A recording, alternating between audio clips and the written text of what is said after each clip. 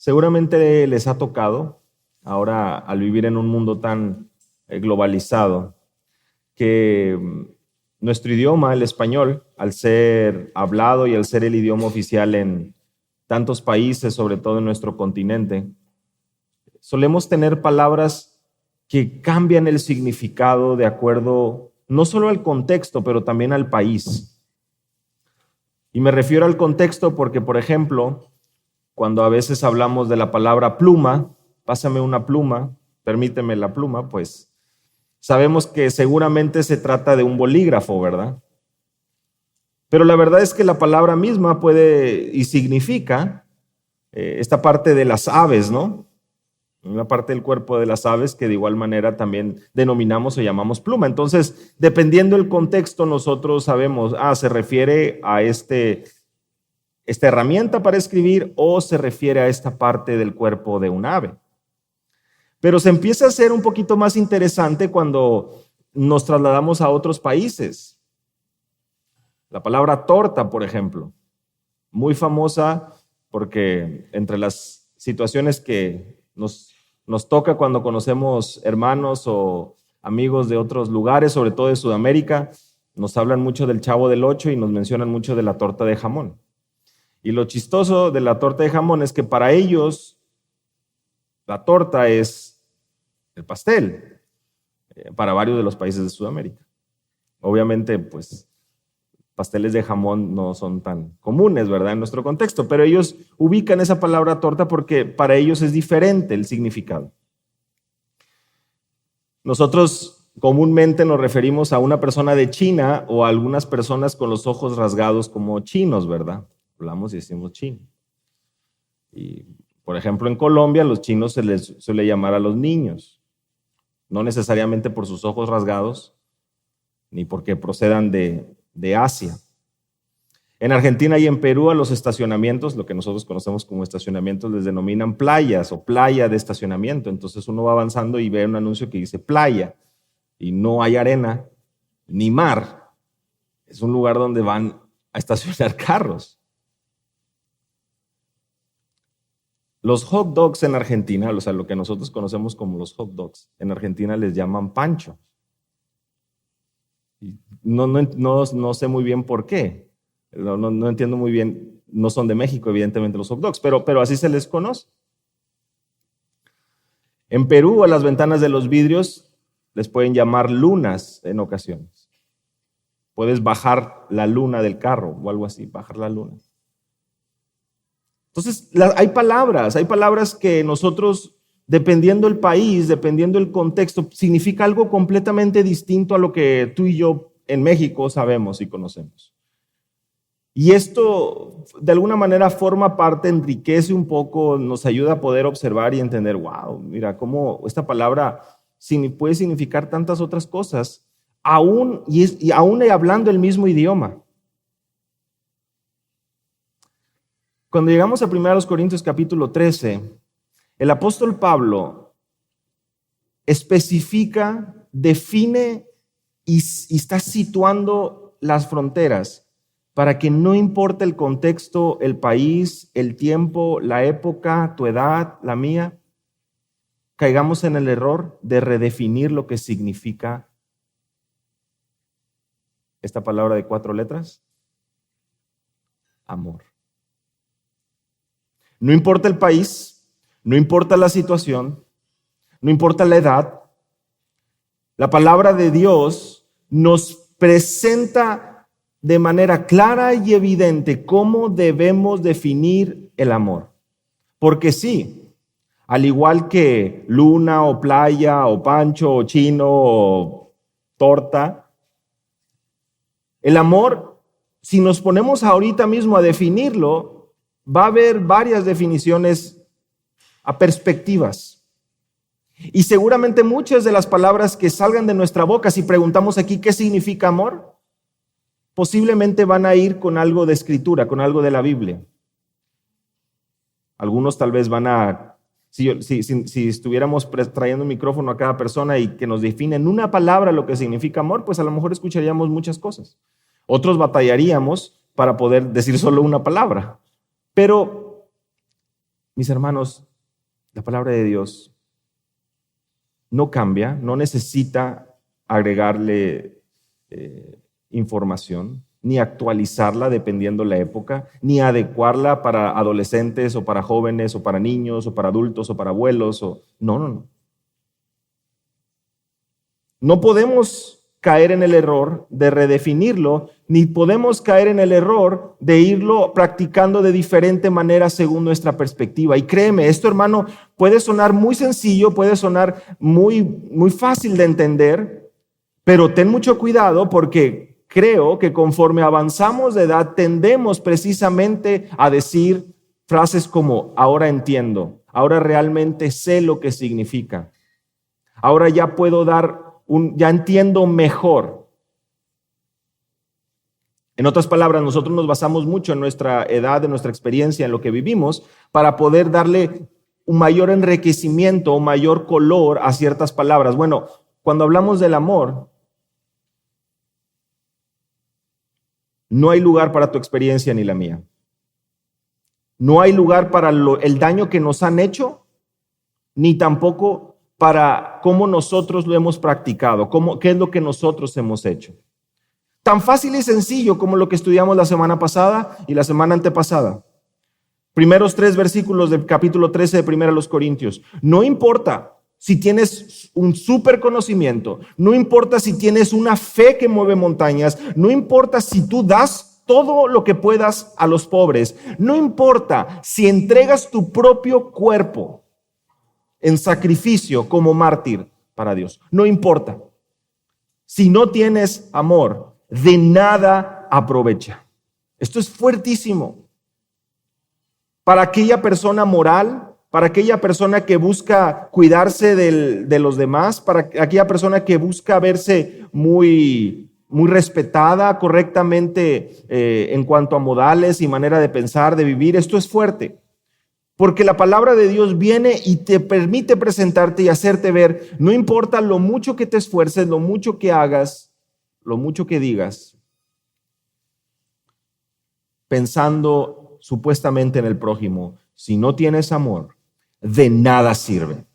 No estás acumulando aquí en tu balanza un montón de buenas obras para que cuando sea evaluado a la luz de tus malas obras, pues haya mayor peso de este lado. No es así. No estamos buscando nosotros hacer tan grande nuestra torre de buenas obras que nuestra torrecita de malas cosas no se alcance a ver. No estamos buscando engañar a Dios de ninguna manera. Y por eso es que en semanas anteriores nos cuestionábamos y nos preguntábamos si realmente lo que hacemos en la iglesia, nuestro servicio en la iglesia, nuestro servicio en nuestro hogar, nuestro servicio en cualquier lugar donde nos encontremos, si realmente está naciendo de un corazón lleno de amor. Y tú y yo sabemos, otra vez, que esta palabra se convierte en algo clave para el creyente porque el apóstol Pablo lo menciona así, porque nuestro Señor Jesús le hace ver a sus discípulos que esa es la característica que los iba a distinguir del resto, el amor. Pero en una iglesia como la iglesia en Corinto, donde hay una lucha de egos, donde hay problemas, donde hay fricciones, como suele existir en las iglesias. Obviamente el contexto en Corinto iba aún mayor porque había ofensas, pecados sumamente terribles, inmorales, habían permitido que esto creciera, que aún incrédulos vieran la manera en que estaban comportándose en la casa de Dios. Y el apóstol Pablo viene inspirado por el Espíritu y le hace ver, necesitamos entender lo que significa el amor. Necesitamos evaluar lo que significa el amor. Porque tal vez, Corintio, para ti, tal vez señor Corintio, señora Corintio, bueno, para ti el amor significa esto, para ti esto, necesitamos venir a la palabra. Y tal vez hoy para nosotros, queridos hermanos, el amor la definición de amor puede estar flotando por muchas partes. Yo creo que es así, yo creo que es acá, yo creo que es acá. Vengamos a la palabra. Porque no es como estas palabras que les decía hace un momento, que varían dependiendo del contexto o el país. Le damos un significado distinto porque estamos en Sudamérica o estamos en México o en Estados Unidos. No, no, no. En el caso del amor, no nos tomemos esa libertad. Vengamos a la palabra para poder encontrar el verdadero significado del amor. Porque escribiendo a los Gálatas, el apóstol Pablo le hace ver y les dice, mira, en Cristo ni la circuncisión ni la incircuncisión. En Cristo Jesús, ni tus obras, como lo veíamos aquí en capítulo 13, ni lo mucho que hagas vale, sino la fe que obra por el amor. La fe que obra por amor. Lo estudiamos también el miércoles, si mal no recuerdo este pasaje. Por lo que este pasaje, por lo que estamos a punto de comenzar, esta travesía o este viaje por la definición de amor, no está escrito para incrédulos, no está escrito para creyentes que necesitaban ser enseñados de cómo vivir. Está escrito para una iglesia que estaba, si bien es cierto, ejerciendo o practicando ciertos dones, por otra parte estaba confundida, perdiendo por completo la dirección de lo que implica vivir para el Señor. Es de suma importancia. No solo por el contexto específico que estaban viviendo ahí, sino a la luz de lo que leemos a lo largo de la Escritura. Ustedes recordarán que cuando Jesús en Mateo 22, versos 37 al 40, les hace ver y les dice cómo resumir la ley o cómo ambos mandamientos: amarás al Señor tu Dios con todo tu corazón, con toda tu alma y con toda tu mente, y amarás a tu prójimo como a ti mismo. Verso 40 de Mateo 22, dice Jesús: de estos dos mandamientos depende toda la ley y los profetas. Hay algo en amar a Dios, hay algo en amar al prójimo que permite que podamos ver la ley y cumplirla desde esa óptica, desde ese entendimiento de lo que es practicar el amor. El apóstol Pablo, cuando le escribe a los Gálatas, en Gálatas 5, les dice: toda la ley se cumple en una palabra. En el precepto, amarás a tu prójimo como a ti mismo. Gálatas 5:14. En Romanos 8, el apóstol Pablo les dice: no debáis a nadie nada. Romanos 13:8. Romanos 13:8. Dice Pablo: no debáis a nadie nada, sino el amaros unos a otros, porque el que ama a su prójimo ha cumplido la ley. El apóstol Pablo en Gálatas, el apóstol Pablo en Romanos, básicamente hace un eco y una reiteración de lo que nuestro Señor Jesús ya había enseñado en Mateo 22. En amar a Dios con todo el corazón y en amar al prójimo, encontramos aquello de donde depende toda la ley y los profetas. Entonces, amar se convierte en algo muy importante. Se convierte en algo indispensable. Atender esta situación es tan trascendental para el cristiano que por eso el apóstol Pablo dedica este capítulo y este momento en la historia para enseñar lo que realmente implica el amar. La idea es no dejar ninguna duda, puesto que es tan importante y vital para el cristiano. No vamos nosotros a redefinirlo, depende del contexto. Y ahora van a ver por qué. No podemos permitir que algo ajeno a la Escritura defina lo que es el amor. Nunca. Si nuestro deseo es crecer, si nuestro deseo es madurar como hijos de Dios, este pasaje debe convertirse en una prioridad. Porque como lo mencionábamos hace un momento en Juan capítulo 13, también nuestro Señor Jesús nos dice que es precisamente esta característica la que nos va a diferenciar del resto.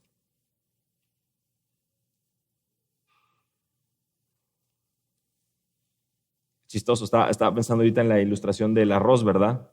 Y tenemos esta frase, ¿no? El prietito en el arroz. Y una persona está limpiando y separando, bueno, algo que es tan evidente en medio de ese arroz, que digan: mira, aquí hay algo que lo hace completamente único y distinto. Obviamente en la ilustración del arroz pues lo sacas, ¿verdad? Pero nosotros no podemos salir de este mundo, sino que estamos infiltrados en el mundo, pero tenemos una cualidad a los ojos de Dios que debe poder permear y ser vista a los ojos de las personas. Algo visible, algo real. No simplemente algo que seamos muy buenos camuflajeando, sino algo que deba verse. ¿Y cómo comienza el verso 4 del capítulo 13 de 1 Corintios? La Reina Valera lo traduce y dice, el amor es sufrido. El amor es sufrido. La Biblia de las Américas lo traduce como paciente. Paciente. ¿No vamos a avanzar más? El amor es sufrido. Créanme, no necesitamos avanzar más. El amor es paciente. Tú y yo podríamos pensar, pues estas palabras ni siquiera son sinónimos.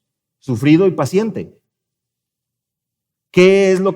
¿Por qué los traductores de ambas versiones eligen palabras que parecen no tener, a lo mejor algo de relación, pero no parece realmente ser sinónimos? La palabra en el original es macrothimeo, y dividiendo esta palabra en el original es macro. Ustedes saben, macro es algo que se hace grande, algo que se va haciendo largo, algo que va tomando dimensiones mayores, macro, y thimeo, que tiene que ver con sufrimiento. Y el significado de esta palabra, presten mucha atención, es permanecer tranquilos mientras espera. Esperar y aguantar ante la provocación. Sufrir en la espera sin perder la paz. Creo que ya vamos viendo por qué no es necesario avanzar más. Este es el amor.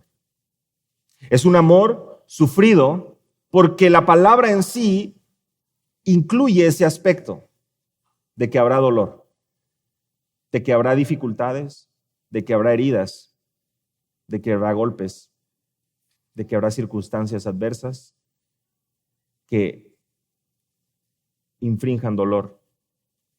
Y es paciente, como lo traduce la Biblia de las Américas, porque esa paciencia involucra precisamente que a lo largo de esa espera, a lo largo de ese momento, va a haber circunstancias adversas. Que esa paciencia, que ese sufrimiento en la espera implica precisamente que habrá que aguantar, que habrá que permanecer tranquilo. Esto implica que aun si llegamos a responder, nuestra respuesta será procurando la paz, dando muestra de un cuidado, de una bondad, de benignidad. Eso significa que si el amor es sufrido, si el amor es paciente, aún en la espera, si el momento y la situación amerita una respuesta de nuestra parte, vamos a responder, pero no vamos a responder como el mundo respondería. No vamos a responder buscando herir, vamos a responder de acuerdo a el principio que estamos estudiando, al principio de la espera y la tranquilidad. Piensa en un momento lo siguiente. El cristiano, puesto en el contexto de este mundo, donde evidentemente vivimos decepciones, vivimos dolor, vivimos angustias, vivimos enfermedades, vivimos situaciones adversas. Y como estudiamos normalmente, y ahora mismo, como estamos estudiando en Génesis, es Dios el creador de todo. Por lo tanto, Él no cometió ningún error al crear, Él no cometió ningún error al dar vida y al proveer lo necesario para la existencia de los seres humanos. Y de la misma manera como Él no comete errores a lo largo de su creación y en el orden de su creación y en todo aquello que Él ha hecho para su gloria, tampoco comete errores con las personas que Él permite que estén en tu camino. ¿O sí? No. Tú puedes tener cuidado.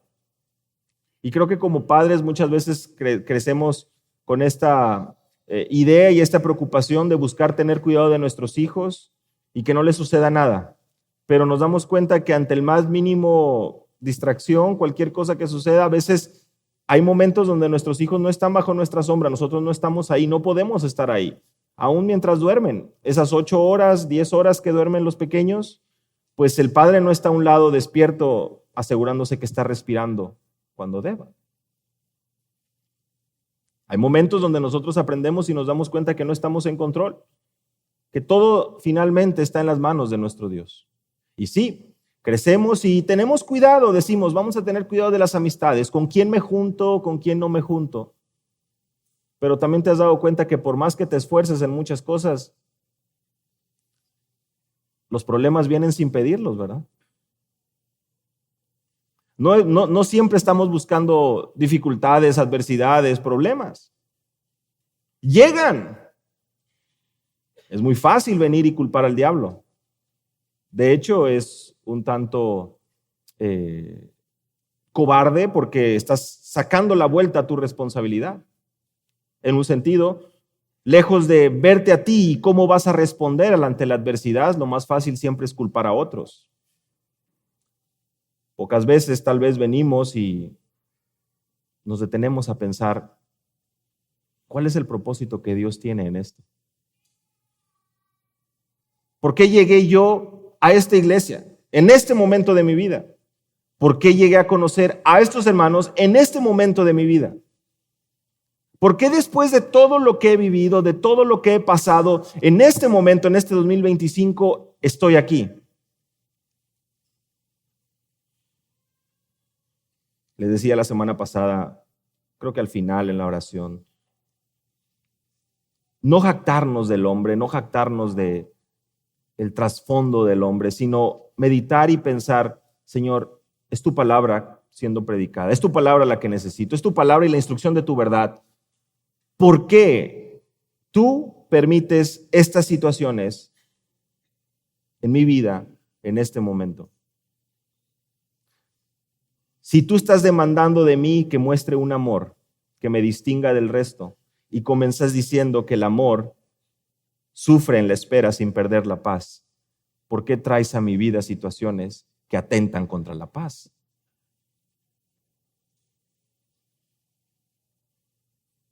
De entrada, permite darnos cuenta, hermanos, el primer aspecto, por así decirlo, el primer elemento. El amor es sufrido. Cuando otros son injustos o deshonestos en su trato con nosotros. Cuando otros hacen promesas que no cumplen. ¿Cómo molesta eso? Cuando otros nos hieren, reprochándonos, difamándonos, murmurando sobre nosotros y dicen mentiras sobre nosotros. Cuando otros exageran nuestras faltas.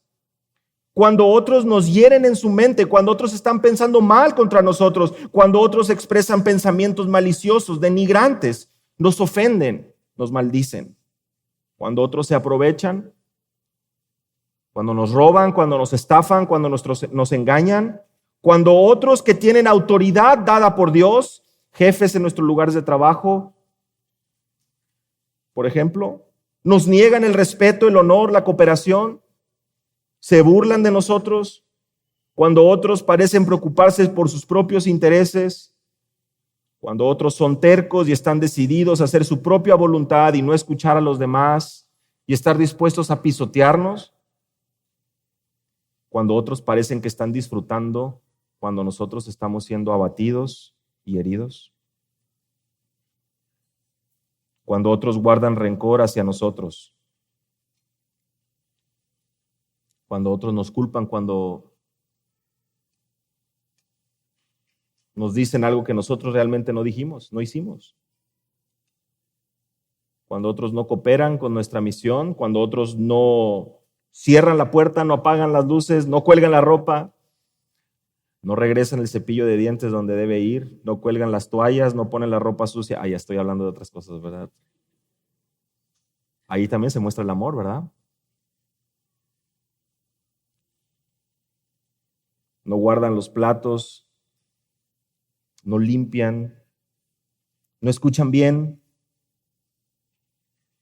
Cuando llegan tarde a las citas, no respetan nuestro tiempo.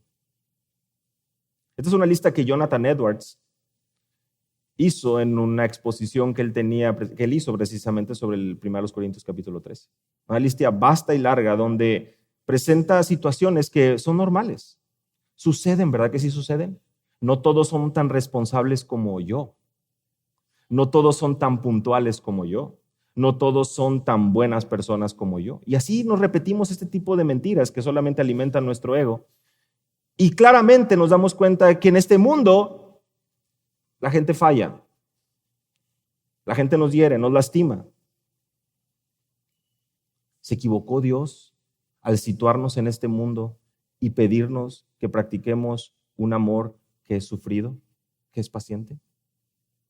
¿Se habrá equivocado Dios al situarnos en el contexto que tú y yo estamos viviendo en este momento, pidiéndonos algo que simplemente no podemos dar? ¿Se habrá equivocado Dios?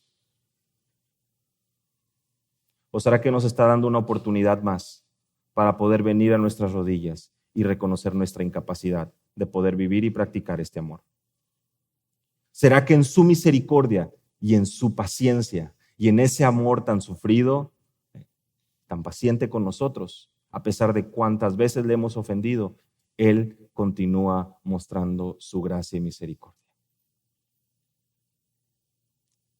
La palabra de Dios nos instruye a ser pacientes para con todos. Primero los Tesalonicenses 5:14. Sed pacientes para con todos. La palabra de Dios nos instruye a que vivamos una vida digna de la vocación con que hemos sido llamados. Así comienza su carta a los Efesios el apóstol Pablo. Perdón, en el capítulo 4. En el capítulo 4 de Efesios. Y Pablo dice, con toda humildad y mansedumbre, con paciencia, soportándonos unos a otros. Efesios 5, 1 y 2. Este es un versículo especial que tal vez deberíamos de tener colgado así en los cuadros en nuestra oficina, ¿verdad? En nuestro lugar de trabajo. Soportándonos unos a otros en amor. Y lo digo precisamente porque yo creo que estamos en esa situación donde al llegar a nuestro lugar de trabajo y abrir el primer correo, ya empiezan los ataques, ya empiezan las tentaciones a molestarnos, a enojarnos, ya empiezan la llamada, el primer mensaje que recibimos, ya es algo que atenta contra nuestra paz. Tal vez venimos de un tiempo de orar en el camino, de agradecer al Señor, de escuchar una meditación, de escuchar un sermón. Venimos muy contentos en la mañana de dejar a los hijos en la escuela, venir y decir, qué bendición, qué lindo día. Qué preciosa mañana nos ha regalado Dios. Llegamos al trabajo y lo primero que sucede es algo que atenta contra nuestra paz. O aún el mismo tráfico, ¿verdad? ¿Qué acaso el Señor se le habrá salido de sus manos esa situación que atravesamos y que atenta contra nuestra paz? ¿O es una muestra de su misericordia para hacernos ver cuánto necesitamos de Él cada día de nuestras vidas? ¿Cómo debemos de reconocer que nosotros no podemos controlar las situaciones? Van a venir, tenemos un enemigo y tenemos nuestra carne misma que por una parte y otra busca llevarnos a ese punto de vernos y pensar un concepto mucho más alto de nosotros que el que deberíamos de tener. Por eso el apóstol Pablo también le escribe a los Colosenses y en el capítulo 3, verso 12, capítulo 3, verso 12 de la carta del apóstol Pablo a los Colosenses, pueden ir ahí conmigo, prestemos atención a lo que dice el apóstol Pablo aquí.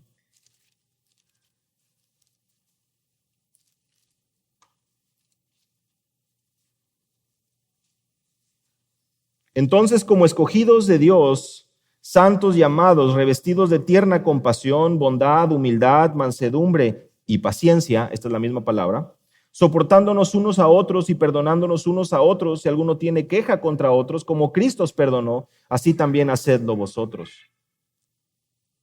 Este es el amor visto de manera práctica. Bueno, esta es la primera cualidad del amor vista de manera práctica. Recuerden que apenas estamos comenzando. Este amor verdadero es aquel que como escogidos de Dios y nos revestimos de compasión, de bondad, de humildad, de mansedumbre y de esta paciencia. ¿Cómo se ve esto?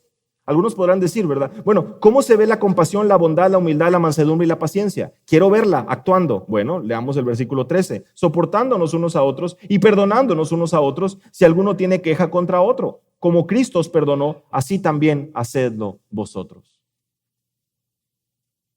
Así se ve el amor sufrido, el amor paciente. Así se observa. Y te das cuenta que el versículo 13 no entra en detalles. Este tipo de faltas hay que perdonarlas más rápido. Estas tardan un poco menos en perdonar. Estas tardan mucho en perdonar. Hay que tener mucho. ¿Te das cuenta cómo no hay como una diferencia? Si te llamas de esta manera, si tu mamá es de este carácter, si tú eres... ¿se acuerdan que había este tipo de manera de distinguir a las personas? Colérico y que sanguíneo, o no, algo así, ¿no? Sí, ¿no? Algo había descripciones. Bueno, no importa si tu carácter es así, si tu carácter es así, no importa si eres de raíces de acá o de allá o de acá. O sea, no. Como decíamos al inicio. No importa si esta palabra significa esto en México, significa esto en Argentina, si esta palabra significa esto. No. Eres de Cristo. Tu llamado eres escogido por Dios. Tienes que ser revestido de estas cualidades. Y estas cualidades se van a ver, se van a observar. ¿Cómo? Porque vas a soportar al otro, porque vas a perdonar al otro, porque tu mente y tu vista está claramente puesta en Cristo. Y Él te ha perdonado a ti. Por eso tú oras de esa manera. Recordemos lo que hemos estudiado en Lucas 11. Así se ve un amor que es sufrido. El apóstol Pablo no te dice aquí que depende del contexto, depende si eres de piel gruesa, porque también pasa eso, ¿verdad? Nos jactamos y decimos, es que espalda ancha, piel gruesa, yo ya estoy de piel gruesa. Orgullo, estamos ahí alimentando nuestra carne. La vida me ha hecho así, me ha hecho aguantar mucho. Lejos de jactarnos y tener un alto concepto de nuestra espalda o de nuestra piel, tengamos un alto concepto de la Escritura y un alto concepto de Dios para que podamos ser humillados día con día al ver nuestras fallas, nuestras carencias, nuestra necesidad de Él, y de esa manera podamos clamar, Señor, yo anhelo estar contigo. ¿Cuántas veces a la semana, mis hermanos, realmente venimos delante de Dios y le decimos, ya no puedo más? Por favor, medita en tu corazón, ¿cuántas veces en la semana tú reconoces que ya no puedes? Tú vienes delante de tu Padre Celestial y le dices, Señor, por favor, sosténme. ¿Y por qué digo esto, hermanos? Porque en un sentido así debemos vernos todos los días, necesitados de su gracia, de su provisión, de su perdón y su protección, como lo estudiamos en Lucas 11. Porque para practicar este amor que es sufrido, que es paciente, no basta con tu experiencia, con tu piel gruesa, con tus años, con tus talentos, con tu buen corazón, con tu buena actitud, porque créeme, como lo dijo el apóstol Pablo, podrás dar tu mismo cuerpo y dar todo a los pobres y tener una fe que mueve montañas y hablar lenguas de ángeles, pero si no hay amor, no somos nada. ¿Qué ejemplos tenemos en la Escritura de personas que atravesaron por situaciones adversas y prevalecieron y mostraron este amor sufrido, este amor paciente? El apóstol Pablo. Ya en varias ocasiones me parece que he tenido la oportunidad de mencionarles y describirles un poco cómo en 2 Corintios capítulo 6 vemos una especie de descripción, de currículum, de hoja de vida del apóstol Pablo. En azotes, en cárceles, en tumultos, en trabajos, en desvelos, en ayunos, en honra, en deshonra, en mala fama, como impostores, desconocidos, moribundos, castigados, entristecidos, pobres. Así vivió el apóstol Pablo, apedreado. Pensemos en Esteban también, que lo he estado mencionando últimamente, desde la reunión de las hermanas que me tocó enseñar, como que me ha tocado estar mencionando a Esteban constantemente, ahora que lo pienso, pero es por cómo responde él. ¿Cómo responde? ¿Qué amor demuestra a esta gente que lo está apedreando? Y nosotros no podemos responder de la misma manera ante la menor ofensa o ante lo que a veces también sucede, ante lo que nosotros pensamos que es una ofensa para nosotros, ante lo que nosotros interpretamos como una indirecta para nosotros. ¿Cómo responde el apóstol Pablo ante el maltrato? Mis hermanos, ¿cómo responde nuestro Padre Celestial ante la constante infidelidad de su pueblo?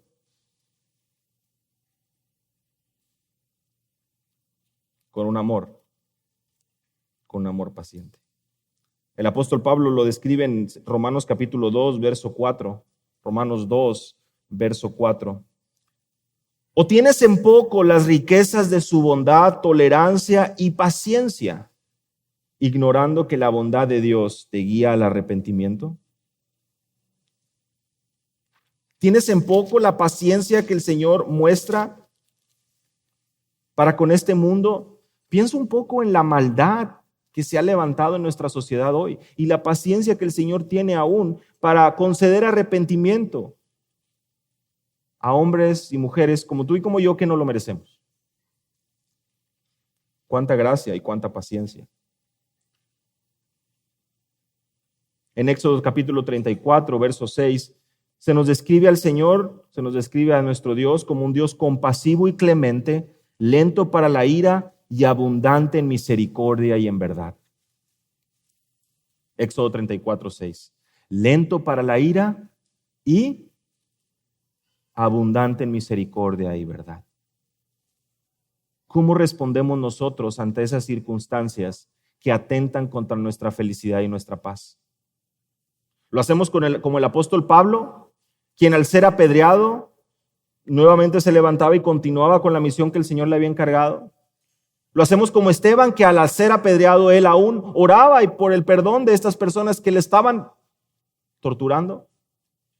Buscamos imitar el carácter de nuestro Dios, que a lo largo de la historia, cuando su pueblo muestra fallas e infidelidades, Él continúa siendo compasivo y clemente, lento para la ira y abundante en misericordia y verdad. Mis hermanos, ¿oramos por aquellos que nos ofenden?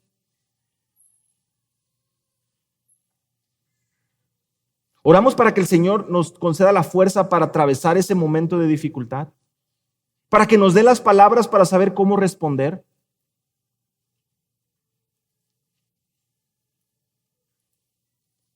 A nuestro Señor Jesús le dijeron que era un glotón y un bebedor de vino. Mateo 11, 19.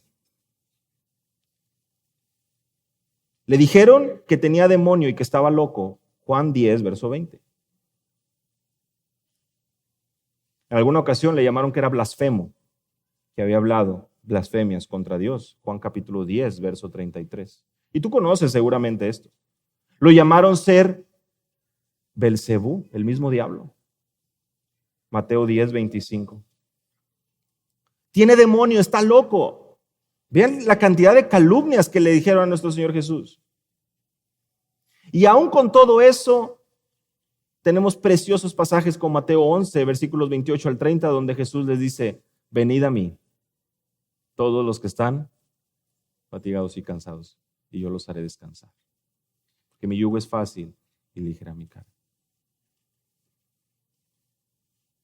Uno de sus más cercanos lo traicionó. Y nuestro Señor Jesús, sabiendo aún lo que haría, estuvo ahí procurándole, atendiéndole, enseñándole. Y la gente lo pidió que lo crucificaran.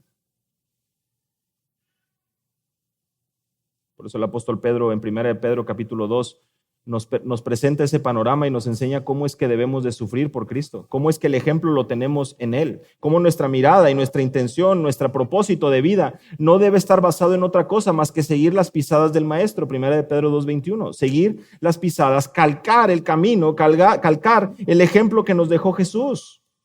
Él sufrió por nosotros, dejándonos ejemplo.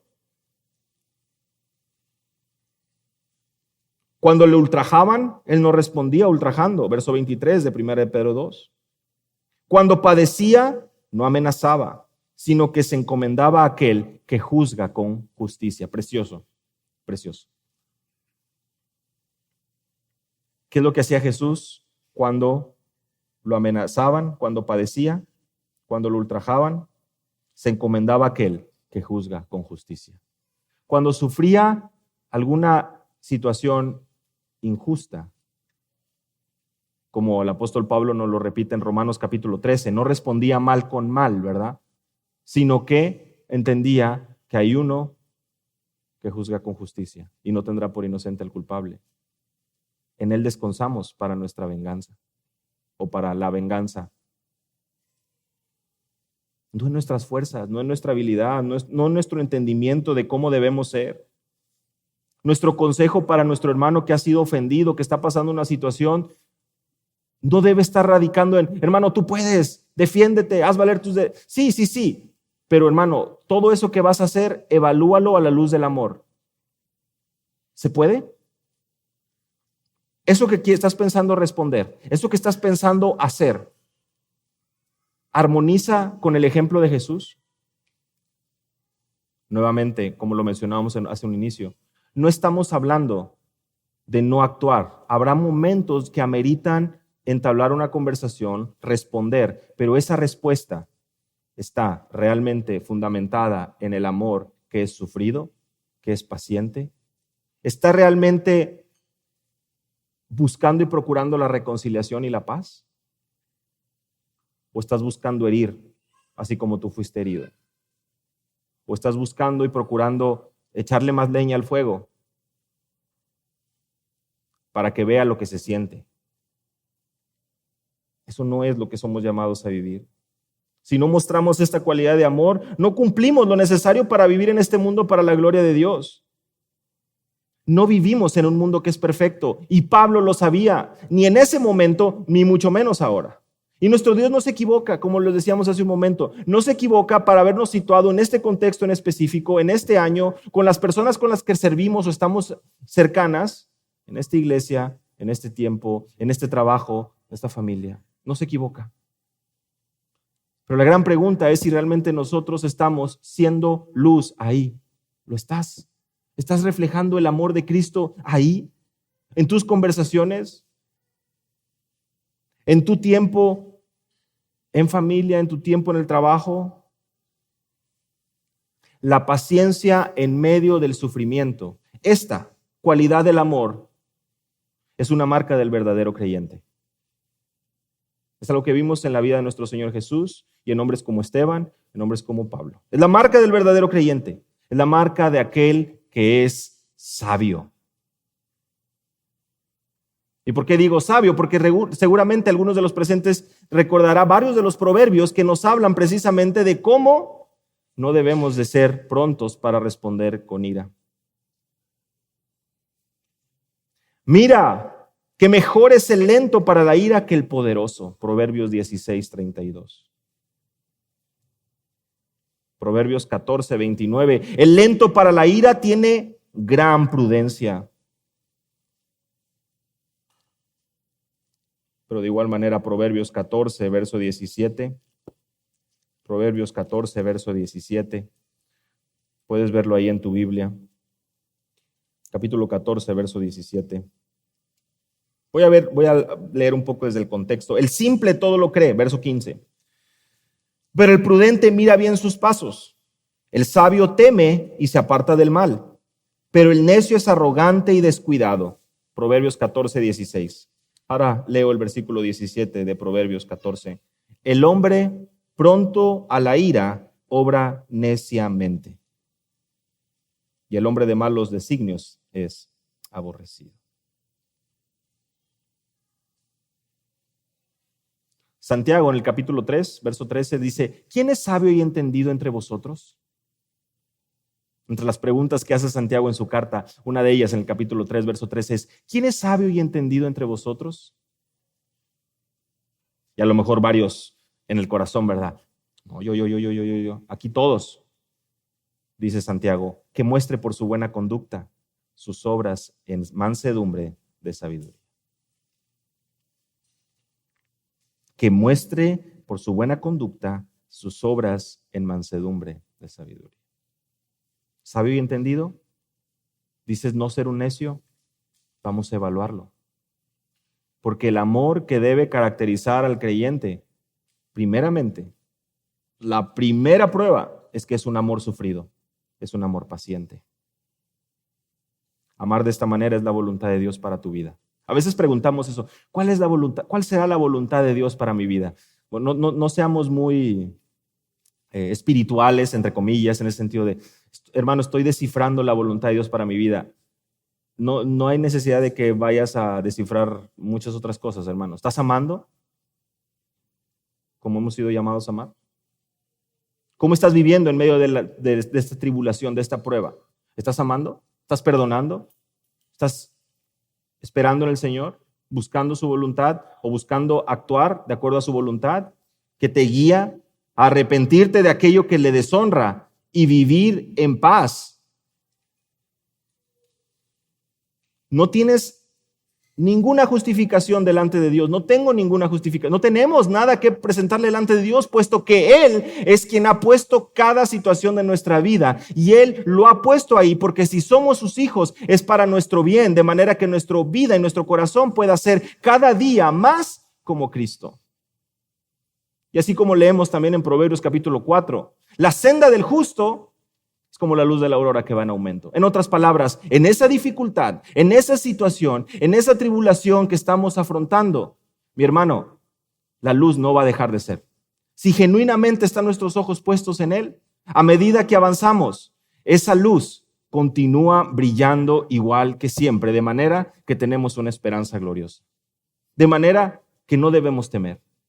Pero en el momento que nuestros pies se deslizan para la senda del necio, para la senda de aquellos que buscan redefinir el amor y te dicen, no, ¿cómo crees? El amor tampoco es tonto, el amor no es sonso, no te dejes. El amor, pues claro que no. ¿Cómo vas a dejarte pisotear y apachurrar? ¿Y cómo es que vas a sufrir? ¿Quién te ha dicho que tú naciste para sufrir? En el momento que empiezas a atender esos mensajes y te alejas del Señor, de su consejo, de su sabiduría, de su palabra, y no entiendes lo que realmente significa vivir para Él y practicar un amor que es sufrido, estás perdiendo de vista por completo la bondad, la misericordia, la luz de nuestro Dios, la esperanza que tenemos en Él. Y como comenzamos diciendo al inicio, hermanos, a diferencia de tantas palabras como las que mencionamos al inicio, luna, playa, pancho, depende del país de Sudamérica, depende del país, cambia de significado. El amor no. No te tomes la libertad de redefinir el amor. Y no te tomes la libertad de definirlo de acuerdo a lo que tu experiencia, tus palabras, tus amigos, tu familia te ha enseñado. No. Y así continuaremos, mis hermanos, a lo largo de todo el capítulo 13. Pero la primera parada tenía que ser por entender que el amor es sufrido, el amor es paciente. De manera que no nos creemos falsas expectativas y confiemos en el Señor.